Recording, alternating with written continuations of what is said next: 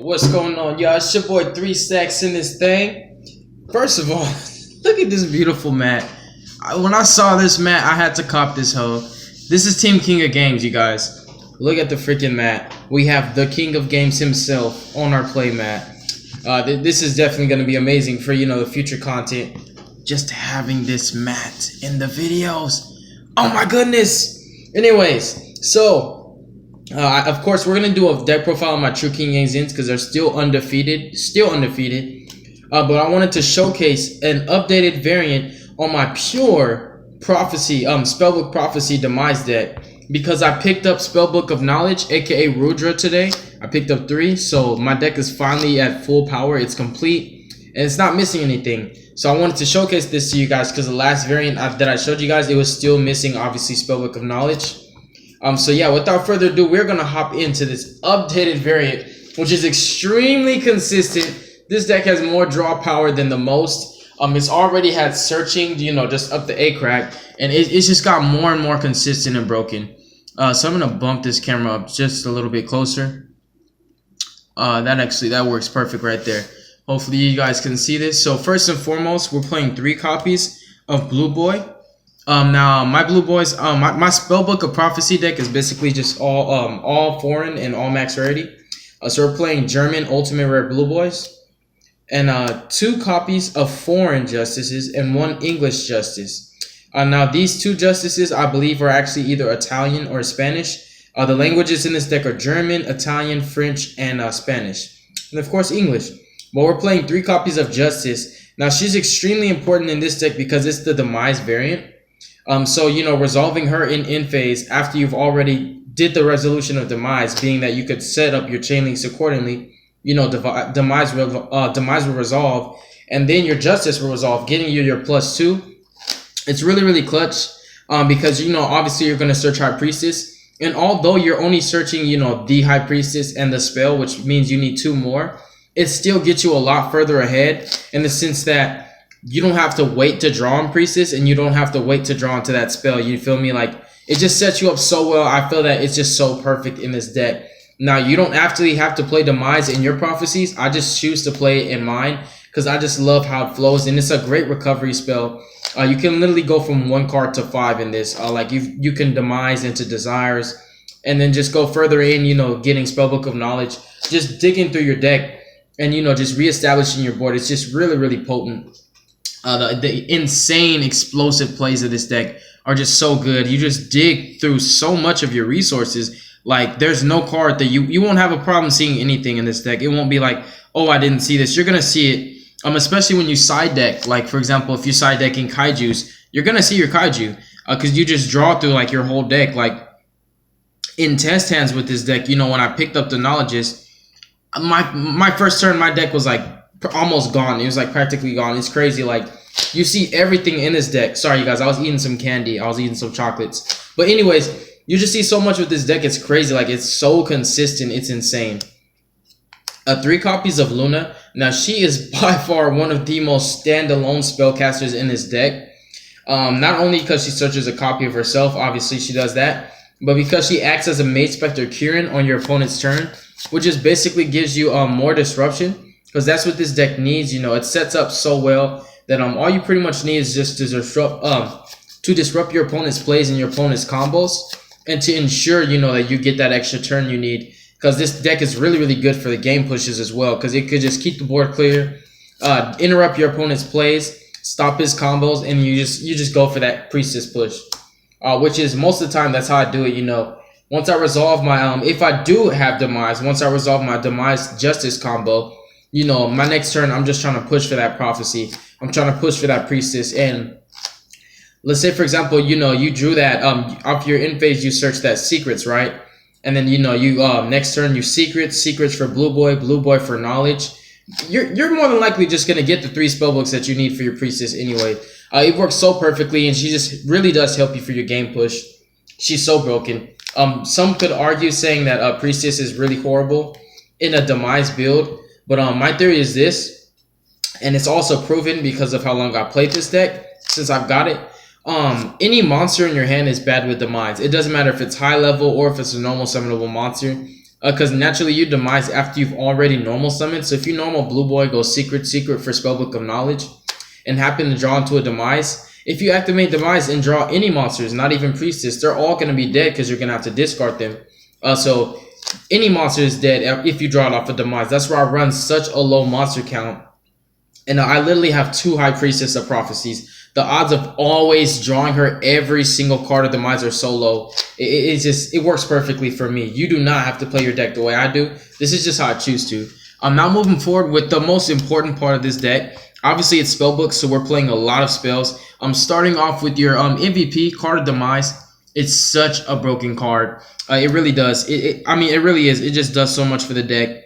It's a great recovery play, and sometimes it just overextends. Like if you're like, you know what, I don't want to die. I want to draw into more spells. I want to draw into that fate. I want to draw into Mirror Forces. Demise just gets you there. We're also playing 3 copies of Pot of Duality. Whoops. Now, Pot of Duality, I actually need to get ultimate rares on this. This is just something that it just grinds my gears because almost all of my deck is max rarity, and it's just like seeing the super pots, it really does hurt me. I know that rarity doesn't matter to some people, but to me it does. As a duelist, it does. But 3 Pot of Duality nonetheless.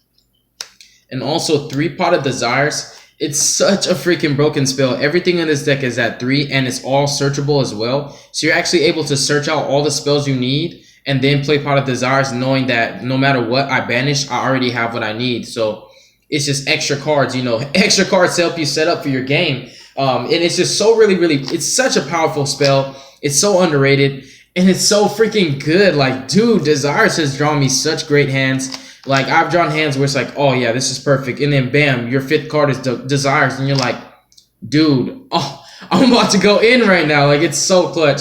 Desires is such a powerful spell. Desires and Demise are literal pluses. Demise can be a +2. Desires is always a +1 off the rip, which is really broken. And Duality can actually be one, because Duality can get you to your pluses, and it also just gets you to your engine cards. In tandem with the Desires, we are also playing 3 copies of Into the Void. Now, these first 2 are ultimate rare first eds, and this 3rd one is the ugly reprint from Battles of Legends. But I do have 2 ultimate rares, which, you know, I'm happy about that, and I need to get the 3rd ulti. So that's another thing that's kind of, you know, grinding my gears, is just finishing, you know, getting max rarity for this deck. Because this is such a beautiful deck, and I love the artwork of the Spellbook of Prophecies that, you know, they definitely deserve to be max rarity. Especially because it's one of those decks where you're actually able to go max rarity on like almost every card. And that sums up the non-Spellbook spells. Next, of course, we're playing the most broken spell. We're playing 3 copies of Spellbook of Secrets. This spell is so clutch. I've noticed a lot of people actually incorporating Blue Boy and Secrets and Spellbook of Knowledge into their decks just as engines. Now, that's a great idea, and I recommend if you guys have access to the reprinted Secrets and, you know, Knowledges and Blue Boys, put that in your deck, because it does indeed increase your ceiling, and it just helps you to get a lot further.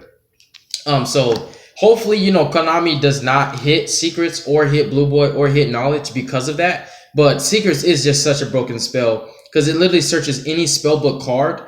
It doesn't even have to be a spell, which is why Secrets is able to search Blue Boy, because Blue Boy actually has Spellbook in his name, and it's a totally legal play. So obviously Secrets is broken. And in tandem with the 3 Spellbook of Secrets, which are ultimate rare Germans, we finally got it, dude. We finally got 3 Spellbook of Knowledge. This is such a powerful card. It's so good in pure prophecies. It's a lot better in pure prophecies than it is in just, you know, decks that try to splash what I said, the Blue Boys, the Secrets, and the Knowledge. Because this is totally recyclable through your Spellbook tower, and it's also just way better in this freaking deck. It has a lot more synergy with your plays, and obviously it has a lot more targets because it can send either the Spellcaster from the field or a Spellbook spell card from your hand. And obviously almost all of your Spellbook spell cards, obviously all of your Spellbooks, all your spells are Spellbooks except for, you know, Desires. I'm sorry if I'm throwing you guys off with the way I'm talking. Desires, Duality, and Demise. Yeah, those are the, and the Into the Void. So you have 12 non-Spellbook spell cards, but like practically all your spells are Spellbooks, and they're all searchable and recyclable, which is just so freaking clutch. What the heck is that? Which is so clutch. So I just love Knowledge in this deck. It's so good. It gets you so far ahead in your game state. It does wonders for the deck. It really does. And we're also playing 2 copies of Spellbook of Knowledge. I'm sorry, 2 copies of Spellbook of Masters. I was just talking about knowledge. That's why I said knowledge. But Masters is just so freaking powerful and broken. Now, this is another reason why Spellbook of Knowledge is more broken in its own deck, which is where it's supposed to be anyways in Spellbooks. Because you can activate Knowledge to draw 2, and then you can activate Master, copy the effect of Knowledge, and draw 2 more. It lets you dig so much. That's what I was saying in the beginning of this video. This deck is so consistent. It just digs for so much. You guys have no idea what the 3 Spellbook of Knowledge did to this deck. To pure prophecies, that is. A lot of people aren't even playing prophecies.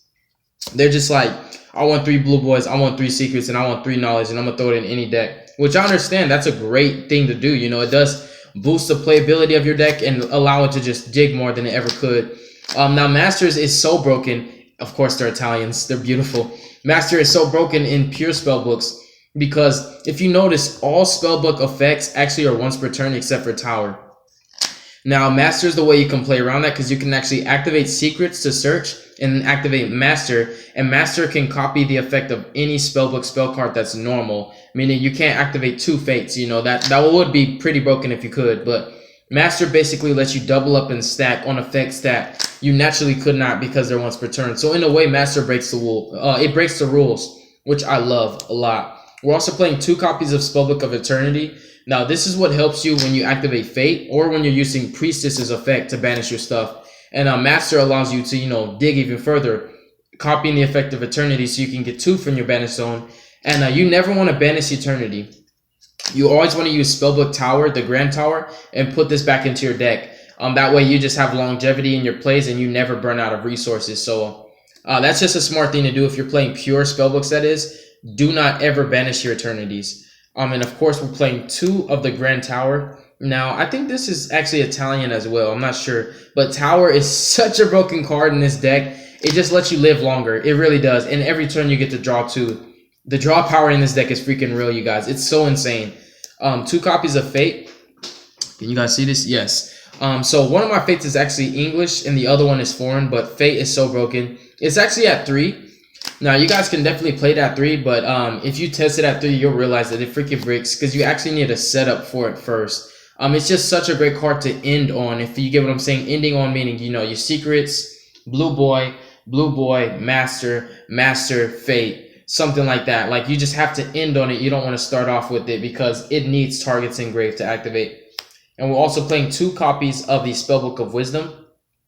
This is just such a broken card. It protects you from board wipes. And also, it just allows you to play around back rows. Like, if you know that your opponent's playing Mirror Forces or you're in the True Draco matchup where their traps can pop your monsters, you can just chain this and make your monster unaffected by traps, which is absolutely broken. So, Spellbook of Wisdom is just one of those cards where it just has... It's in a league of its own. It really is. And it just has such great functionality in the deck because it's totally searchable and it's recyclable and it's chainable. It's such a broken card. I love it a lot. We're also playing 1 Spellbook of Power. The ultimate rare in this is so high. I think the secrets and the power are probably the most expensive cards in the deck. Probably aside from Demise and Desires. But 1 power. Power just boosts. Obviously, the power's in the name. It does power up all of your Spellbook, all your Prophecy monsters. It targets a spellcaster. It'll gain 1,000. And if it runs over a monster by battle, you get to search. And you can actually activate Master, copy the effect of power, and give your monster a 2,000 boost and get a double search, which is really cool. And then 1 Spellbook of Life. This just really helps you because we are playing Demise in this build. So sometimes I'll be like, you know what, man, I accidentally did draw into that Priestess, the one thing you don't want to happen. And you have to discard it, and you're like, you know what, let's search out that life next turn off of our secrets. And then we're going to activate that and bring back High Priestess anyways, which fixes the problem that would have been. And to sum up the main deck, we're playing 3 copies of Drowning Mirror Force. Now, Drowning Mirror Force is just probably the most broken Mirror Force, and I think that's why it specifies that your opponent has to declare a direct attack, because you just shuffle everything. Chain Armada as a shield is not possible against this trap, and it's so underrated and just unexpected. It really hasn't seen play in such a long time that nobody ever prepares themselves for a Drowning Mirror Force. It's really, really broken. It could have been any Mirror Force in this deck, but I just chose Drowning because a lot of the times, you know, sometimes I actually have to use my Spellbook of Knowledge and say my blue boy, you know, or when I copy it off of the effect of Master, I'm like, well, I had one Spellbook to ditch and I already ditched it off of Knowledge. Now I'm trying to activate Master to copy Knowledge. Then I'll send my Blue Boy to the grave to draw 2 more, and then I'll just have to set that Drowning. And now I have a live Drowning, which is really cool. And the blessing in this deck is insane. Just having access to this card, like if you open with this one card, if you open with Secrets in this deck, you can literally activate Secrets, Secrets effect, search Blue Boy, which is right here, and then, you know, Blue Boy's effect, search Knowledge, activate Knowledge. You've instantly got a +1 right there because 1 turned into 2. So this deck is really, really awesome now. Like, it has such great playability, functionality. Its consistency has grown so rapidly. It just has such high ceiling because it gets what it wants all the time. You can definitely run, you know, different engines, but I wanted to do pure Spellbooks because I just like them in their purest form and what they do. The extra deck is something that is just a once in a blue moon, but I am playing 4 rank 7s. Probably the best rank 7s for this deck that you can play. And then, since it's such a rare occasion that I go into my extra deck, I actually want it to be worth it. So I'm playing Double Dryden, Broad Bull, Chakanine, and Target Mortar. Now, you literally can go into your Dryden, and that's the most important thing. Dryden is one of my favorite cards right now because she's just so clutch, so skillful. And she just does what she does. And even though you bait her out, the point is people always have to sacrifice a card to bait her out. So your opponent always takes a neg against Dryden. And I love making my opponent neg. It's so fun. So you can hard summon Brawl Bull or you can hard summon Chakanine. Naturally, I just like to go hard summon Brawl Bull. That way I can use these effects. And then you'll go, you know, hard summon Brawl Bull. And then, for example, you go Dryden to pop whatever's there. And then, you know, you go Chakanine, detach for Chakanine. Special summon Dryden, and then overlay Tiger Mortar on Chakanine, and, you know, detach, put a material, either Brawl Bull or Chakanine under Dryden, and then you still have another Dryden, and if that one lives, you make 2 Drydents, which is really cool. So yeah, it's mainly just to make Drydents, honestly. Like I said, you just rarely go into your extra deck, so if you go in, it might as well be worth it, right? And 1 Daigasso Emerald to recycle your Blue Boys and your entire Zoo engine that you have in the extra deck. I finally got my Lightning back, so, you know, Utopia, Prime, and Lightning, the Utopia package, because again, once in a blue moon, it has to be worth it. Dweller is totally worth it, and Diamond Direwolf actually comes up a lot. It's just such a broken rank 4. Yeah, that'll definitely sum up the deck profile for now. You guys stay tuned, because I'm actually going to do an update on my Light Sworns. No, I don't have the Twilight Sworns yet. I've been sleeping on that, but you know how I'm running my build right now, and I just did an update on it, and definitely just improved it a lot and fixed some consistency issues that it had. So yeah, you guys definitely stay tuned for that. God bless y'all. Make good choices. Don't hurt your brain cells. Be safe. Have a wonderful day. Peace.